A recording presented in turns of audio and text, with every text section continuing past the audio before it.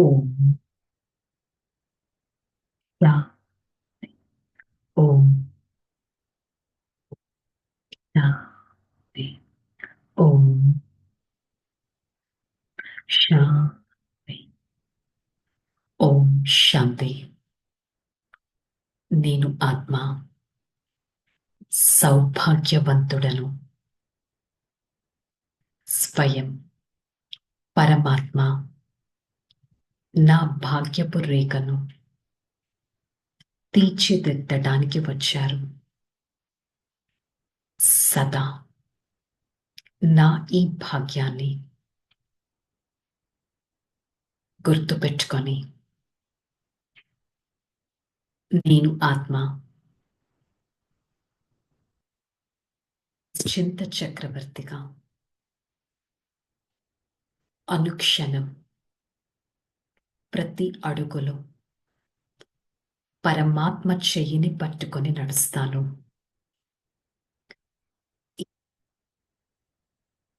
భాగ్య విధాత అయిన తండ్రి వారి సన్ముఖంలో ఈ శక్తివంతమైన జ్ఞాన మురళిని వింటున్నట్టు అనుభవం చేసుకుంటాను. ఓం శాంతి शांति। मुरली डेट 17/12/2024। आज का हेडिंग, मीठे बच्चे तुम बाबा के पास आए हो अपना सौभाग्य बनाने। परम सौभाग्य उन बच्चों का है जिसका ईश्वर से सब कुछ स्वीकार करता है। మరి ఈరోజు పరమాత్మ భాగ్యవంతుడు ఎవరు అనే దాని మీద క్లారిటీ ఇస్తున్నారు. మధురమైన పిల్లలు, మీరు బాబా దగ్గరికి వచ్చారు మీ సౌభాగ్యాన్ని తయారు చేసుకోవడానికి. పరమ సౌభాగ్యవంతులు అని ఎవరినంటారంటే, ఎవరివైతే స్వయం ఈశ్వరుడు స్వీకరిస్తారు. అంటే నేను ఆత్మ మనస వాచ కర్మన పరమాత్మకు ఇచ్చి తీసుకునే స్థితిలో ఉన్నానా? నేను ఇచ్చినది పరమాత్మ స్వీకరిస్తున్నారా? ఒక్కసారి చెక్ చేసుకోవాలి. ఎవరి సర్వస్వాన్నైతే ఈశ్వరుడు స్వీకరిస్తారో ఆ పిల్లలే సౌభాగ్యవంతులు. నేను ఎంత స్వచ్ఛంగా ఉంటే నాది స్వీకరిస్తారు అనేది చెక్ చేసుకోవాలి. ఎంత పవిత్రతతో నేను బలిహారం అవుతున్నాను అనేది కూడా చెక్ చేసుకోవాలి. ప్రశ్న, बच्चों की किस एक बूंद से माया बहुत बलवान बन जाती है? बच्चे भोजन का समय बाबा को भूल जाते हैं। बाबा को ना खिलाने से माया भोजन खा जाती है, जिसकी वह बलवान बन जाते हैं, फिर बच्चों को ही हैरान करती है। ये छोटी सी भूल माया से हार का देती है। इसलिए बाबा की आज्ञा है, बच्चे याद में खाओ, पक्का प्रण करो, तुम ही से खाओ तुम ही से पियो, जब याद करेगा तब राजी होगा. చాలా ఇంపార్టెంట్ పాయింట్. పిల్లలు చేసే ఏ మిస్టేక్తో మాయ బలవంతంగా అయిపోతుంది. పిల్లలు భోజనం చేసే సమయంలో బాబాని మర్చిపోతారు. నెక్స్ట్, బాబా స్మృతిలో భోజనం చేయట్లేదు, లేక తయారు చేసిన భోజనాన్ని బాబాకి తినిపించట్లేదు. ఎవరు తింటున్నారు ఆ టైంలో? మాయ అనగా మనలో ఉన్న పంచవికారాలు ఆ భోజనాన్ని స్వీకరించి బలవంతంగా అయిపోతుంది. అది బలవంతంగా అయిపోయాక పిల్లల్ని బాధ పెట్టడం, హైరాన్ చేయడం మొదలు పెట్టేస్తుంది. ఈ చిన్న పొరపాటుతో మాయతో మనం ఓడిపోతున్నాం. అందుకని భగవంతుడు మన తండ్రి ఇచ్చే ఆజ్ఞ ఏంటి? పిల్లలు స్మృతిలో ఉండి భోజనాన్ని తయారు చేయండి, భోజనాన్ని తినండి, మీకు మీరు ప్రామిస్ చేయండి, బాబా మీతోనే ఉంటాం, మీతోనే తింటాం, మీతోనే మా సర్వస్వాన్ని అర్పణ ఇస్తాం. ఈ స్మృతితోనే భగవంతుడు కూడా మన పైన రాసి అవుతారు. నేను ఆత్మ మనస వాచ కర్మన పరమాత్మని రాజీపరిచే స్థితిలో ఉండగలుగుతున్నానా అనేది చెక్ చేసుకోవాలి. నేను ఎంతటి సౌభాగ్యవంతుడను, ఈ ప్రపంచంలో ఎంతటి దౌర్భాగ్యపు రోజులు ఉన్నాయి అంటే అసలు పరమాత్మని గుర్తించట్లేదు. అలాంటి రోజులను పరమాత్మ సౌభాగ్యవంతమైన రోజులుగా తయారు చేస్తున్నారు. నేను ఇప్పుడు ఒక స్కూల్లో ఉన్నాను, నా భాగ్యాన్ని నేను తయారు చేసుకోవడానికి. నన్ను పరమాత్మ ఇంత ఉన్నతంగా తయారు చేస్తున్నారు, నా భాగ్యాన్ని మార్చడానికి వచ్చారు. మరి నేను ఎంత సౌభాగ్యశాలి ఆత్మను. దౌర్భాగ్యం నుంచి సౌభాగ్యంలోకి నేను వెళ్తున్నాను. అనుక్షణం ఇదే గుర్తులో ఉండాలి. ప్రపంచంలో ఎన్నో విషయాలు ఉన్నాయి, ఎన్నో శాస్త్రాలు రాశారు. కాకపోతే ఆ రాసిన వారు ఎవరైనా ఉన్నారా అంటే వారెవ్వరూ లేరు. కానీ ఇదొక సహజమైన రాజయోగం, స్వయం పరమాత్మ అర్థం చేస్తారు. ఈ విషయాలు బుద్ధిహీనులకి అర్థం కావు. ఈ జ్ఞానం అర్థం చేసుకోవాలంటే బుద్ధి కూడా ఎంతగానో ఉండాలి. మరి నేనెవరు? నేనొక బ్రాహ్మణ ఆత్మను. నేను ఆత్మ 16 కళలతో సంపూర్ణంగా తయారవుతున్నాను. నా భాగ్యాన్ని నేను తయారు చేసుకుంటున్నాను అనే విషయం మనకెంతగానో ఉండాలి. స్వయం తండ్రి నన్ను గోల్డెన్ ఏజ్లోకి తీసుకెళ్తున్నారు. ఐరన్ ఏజ్ నుంచి గోల్డెన్ ఏజ్లోకి తీసుకెళ్తున్నారు. బయట ఎన్నో తీర్థ స్థానాలకి వెళ్తారు. కాకపోతే గాడ్ ఫాదర్ ఎవరు అనే విషయం వారెవ్వరికీ తెలియదు. కానీ ఇక్కడ స్వయం పరమాత్మ గాడ్ ఫాదర్ వచ్చి మనకొక మార్గదర్శకాన్ని చూపిస్తున్నారు. వారు మనకి సహజమైన రాజయోగాన్ని నేర్పిస్తున్నారు.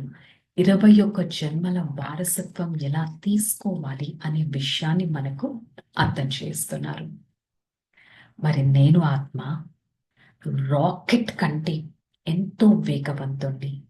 నేను ఆత్మ ఎంతో వేగంగా ఒక శరీరం నుండి ఇంకొక శరీరంలోకి వెళ్ళగలను. నేను ఆత్మ నా ప్రతి సంకల్పం ఎంత వేగంగా మార్చగలను. కాకపోతే ఆత్మాభిమానిగా ఉన్నానా, దేహాభిమానిగా ఉన్నానా అనేది స్వయం చెక్ చేసుకోవాలి.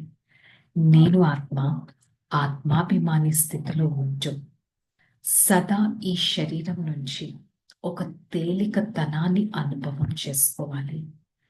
ఈ విధంగా బాబా ప్రతిరోజు ఎంతటి భాగ్యాన్ని మనం తయారు చేసుకుంటున్నాం, ఎంతగా బాబా స్మృతిలో ఉండి భోజనాన్ని తీసుకుంటున్నామా. నేను ఆత్మ మాయని గుర్తు తెచ్చుకుంటూ భోజనం స్వీకరించట్లేదు కదా. నడుస్తూ తిరుగుతూ ఎంత సమయం బాబా స్మృతిలో ఉన్నాను అనేది స్వయం చెక్ చేసుకోవాలి. ఈ ప్రతి విషయాన్ని విచార సాగర మంతనం కూడా చేయాలి. ఆ రెస్పాన్సిబిలిటీ మన పైనే ఉంది. ఎక్కడైనా కలశం లక్ష్మికే ఇచ్చారు అని చెప్తాడు కదా. మరి నేను ఆత్మ అంతటి మహాలక్ష్మిగా తయారవుతున్నానా అనేది చెక్ చేసుకోవాలి. నిన్నటి మురళిలో కూడా చెప్పారు కదా, మురళీధరులుగా మీరు అవ్వాలి, మురళిని అభ్యాసం చేస్తూ ఇతరుల చేత చేయించే వారిగా అవ్వాలి అని అన్నారు. మరి నేను అంతటి భగవంతుడి శ్రీమతం పైన నడవగలుగుతున్నానా చెక్ చేసుకోవాలి. ధారణ श्रीमत का नोट कर पुरुषार्थ करना। बाबा ने जो कर्म करके सिखाया है वही करना है। विचार सागर मंथन कर ज्ञान का पॉइंट्स निकलना है। బాబా చెప్పు ప్రతి పాయింట్ ని శ్రీమతం, శ్రేష్టమైన మతం అంటారు. దాన్ని నోట్ చేసుకొని ఎఫర్ట్ పురుషార్థం చేయాలి. బాబా ఏ కర్మలైతే నేర్పిస్తారో అవే చేయాలి. విచార సాగరం మంతనం చేయాలి. ఈ జ్ఞానం యొక్క పాయింట్స్ ని ఎంతగానో డెప్త్ లోకి వెళ్ళి వాటిపైన విచారం అనేది చేయాలి. నాకు నేను ప్రామిస్ చేసుకోవాలి, నేను ఆత్మ బాబా స్మృతిలోనే భోజనాన్ని స్వీకరిస్తాను, బాబాతోనే కూర్చుంటాను, బాబాతోనే తింటాను, బాబా పైన బలిహారం అవుతాను. ఈ వాగ్దానాన్ని పక్కా చేసుకోవాలి. ఈరోజు ప్రతి ఒక్కరం మనకి మనం ప్రామిస్ చేసుకుందాం. బాబాతోనే కూర్చుంటాను, బాబాతోనే తింటాను, బాబా స్మృతిలో భోజనాన్ని తయారు చేస్తాను, బాబా స్మృతిలో స్వీకరిస్తాను, బలిహారం అవుతాను అని वरदान। कर्म और बंधन, कर्म और संबंध दोनों में स्वार्थ भाव से मुक्त रहने वाले बाप समान कर्मातीत भव। కర్మ సంబంధాలు రెండిట్లో స్వార్థమైన భావం నుంచి ముక్తులుగా అవ్వేవారు కర్మాతీతులుగా అవ్వగలరు. బాబా చెప్తున్నారు, పిల్లలైన మీరు సేవతో అన్ని బంధనాల నుంచి ముక్తులుగా అవ్వచ్చు. ఎలాంటి బంధనాల నుంచైనా ముక్తులుగా అవ్వాలి అంటే స్వయం నేను బంధనంలో ఉన్నానని భావించకండి. నేను నావి అని అంటూ ఉంటే అదొక బంధనంగా అయిపోతుంది. సో దానికి బదులు ఒక అవ్యక్త స్థితి, డిటాచ్డ్ స్టేజ్ అనేది అనుభవం చేసుకోవాలి. ఎవరైతే లౌకికం అలౌకికం కర్మ సంబంధం వీటిలో స్వార్థము అనే భావం నుంచి ముక్తులుగా అయిపోతారు, వారు బాబా సమానంగా కర్మాతీత స్థితిని అనుభవం చేసుకోగలరు. చెక్ చేసుకోండి. నేను ఆత్మ కర్మ యొక్క బంధనాల నుంచి ఎంత అతీతంగా ఉన్నాను, అవ్యక్త స్థితిలో ఎంత వరకు ఉండగలుగుతున్నాను అనేది స్లోగన్. जो सरल चित्त और सहज स्वभाव वाले हैं वही सहज योगी भोलानाथ के प्रिय है. ఎవరైతే సరళ చిత్తంగా సహజమైన స్వభావశాలిగా ఉంటారో వారు సహజ యోగిగా భోలానాథుడికి ప్రియమైన వారిగా ఉంటారు. నేను సహజ యోగి ఆత్మను అనే స్థితిలో ఉండటానికి ప్రయత్నిద్దాం. సో ఈరోజు మురళి యొక్క హోంవర్క్, నేను ఎలా తింటున్నాను, ఎవరి స్మృతిలో తింటున్నాను, నన్ను నేను శక్తిశాలిగా చేసుకుంటున్నానా, మాయని శక్తిశాలిగా చేసుకుంటున్నానా చెక్ చేసుకోవాలి. ఈరోజు మురళి యొక్క స్వమానం ఏంటి? నేను భోలానాథుడి ప్రియమైన ఆత్మను.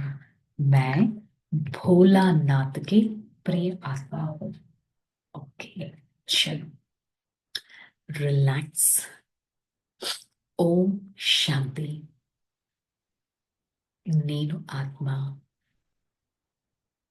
స్వయం పరమాత్మ ప్రియుడను. సరళమైన స్వభావశాలిని, నిశ్చింత చక్రవర్తిని, సౌభాగ్యవంతుడను. మతాన్ని అనుసరించే వారిని, తీవ్ర పురుషార్థి ఆత్మను, అవ్యక్త స్థితిలో ఉండేవారిని, పరోపకారి ఆత్మను, సర్వంశ త్యాగిని, నిరాకారి నిరహంకారి ఆత్మను. నేను ఆత్మ ఈ క్షణం నా ప్రియాతి ప్రియమైన పరమాత్మ వారి ద్వారా సర్వశక్త కిరణాలను తీసుకుంటూ పరమాత్మ కిరణాలు నా ప్రతి అంగంలోకి వెళ్తున్నట్టు పరమాత్మ కిరణాలు నాలో ఉన్న వికారాలను దగ్ధం చేస్తున్నట్టు అనుభవం చేసుకుంటాను. నేను పరమాత్మ ప్రియ ఆత్మను, సౌభాగ్యవంతుడను, శ్రేష్టమైన వారిని. నేను వికారి ఆత్మను. I, the soul, a detached observer, I experience the completeness of myself. I experience a powerful radiations from the Supreme Father. Such a radiations heals every part of my body. For the few seconds, I try to radiate such a powerful radiations on the food I consume. The every food particle is cleansed with the Father's radiations. I, the soul, consume such a food by Father's remembrance. The food consumed has become now pure, powerful, and filled with divine virtues. The food I consumed from my Father heals the pain of this body. Make me a detached observer. Hey, Father, thank you so much for showing me the path of purity, the path to be detached from this physical world and attached to my one Father. I am a pure being. I am a radiating being. I am a divine personality. Om.